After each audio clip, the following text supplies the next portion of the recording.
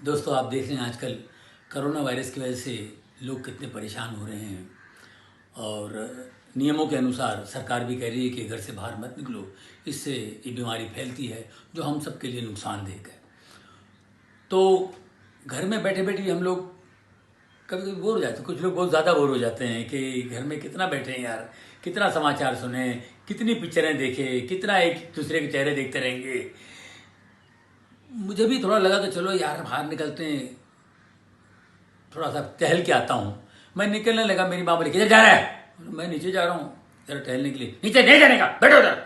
अरे नीचे compound, building के कंपाउंड में जरा टहल के आता हूँ। नहीं जाने का, किधर भी नहीं जाने का। बोलते नहीं, टीवी पर सब लोग बोल रहे हैं, अमिताभ बच्चन भी बोल रहे हैं जाने के, नहीं बोल के नहीं जाने का।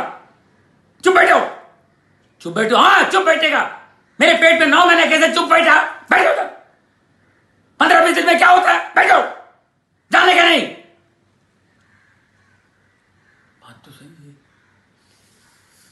बाकी दोस्तों, चुपचाप घर में बैठने में भलाई है, अपने लिए, औरों के लिए, सबके लिए। बाहर मत जाइए।